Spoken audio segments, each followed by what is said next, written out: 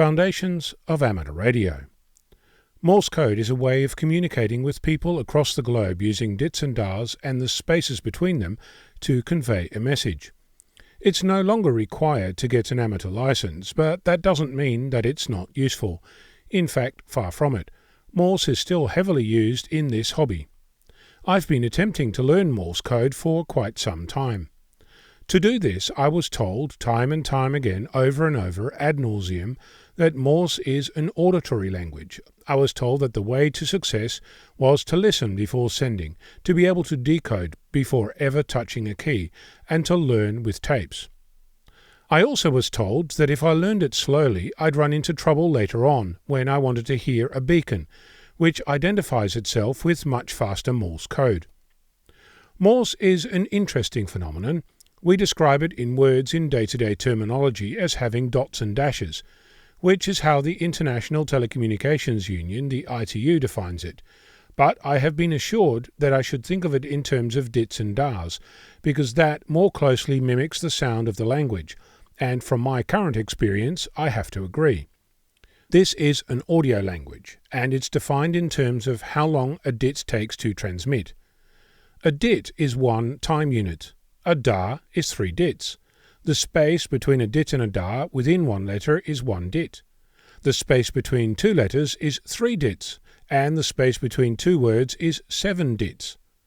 I'm not expecting you to learn that right here and now, just pointing out that there is a definition of how this is supposed to work.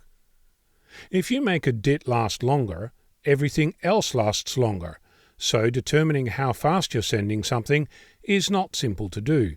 Unless there's a standard. Of course, there's a standard.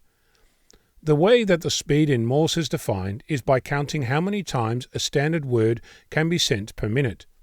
The Paris standard uses the word Paris because it is precisely 50 dits in terms of timing. There's another word, codex, which has 60 dits. So the 2 words per minute are different depending on which standard you use. And to make things even more interesting, some people measure with 5 dits between words, where the ITU specifies 7 dits between words. So speed is variable depending on who's measuring. The ITU doesn't specify which is right, but it gets better. As I said, this is an audio language, so you need to listen to it to learn it. Over the years it's been hammered into me, don't write Morse, don't use dits and dars. Listen, listen, listen.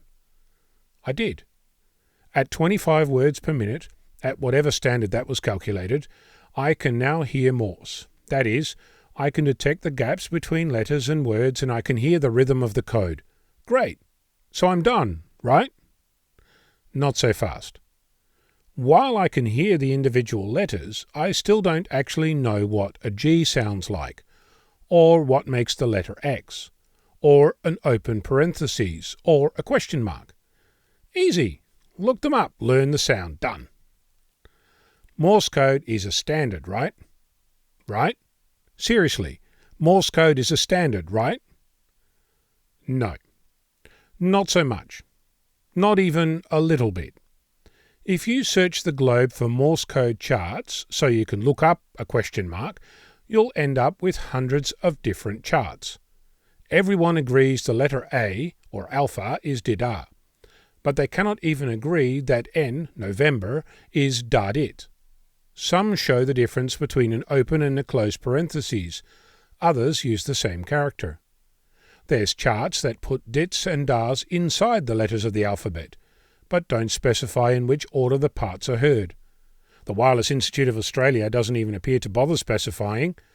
The Fists Down Under Morse Preservation Society doesn't show a copy. The ARRL has an abomination on their website that you cannot even link to.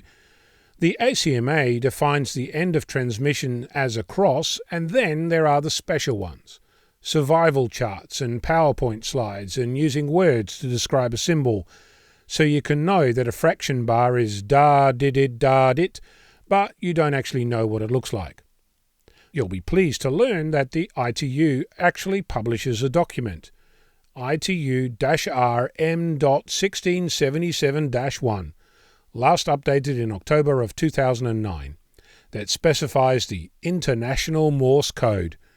It goes into great detail on what characters are defined, how to start and stop transmissions, how to transmit things like percentages, what to do if you need to send a multiplication symbol, inverted commas, minutes and second signs, fractions, and as a bonus, it has the phrase that this document, and I quote, should be used to define the Morse code characters and their applications in the radio communications services.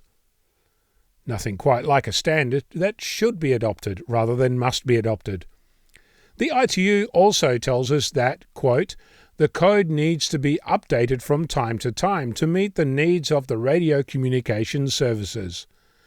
The French word arrobas, which in English is pronounced at and looks like the letter A with a circle, used today in an email address, was added to Morse code in 2002 by the French General Committee on Terminology.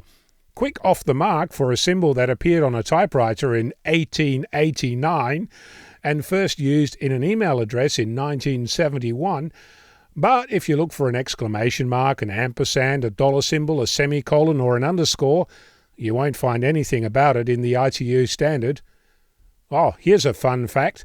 The ITU document says, quote, no part of this publication may be reproduced by any means whatsoever without written permission of the ITU, end quote. So apparently I can't actually tell you that a did-da means that this is the end of my transmission. I'm Onno, Victor Kilo 6 Foxtrot Lima Alpha Bravo.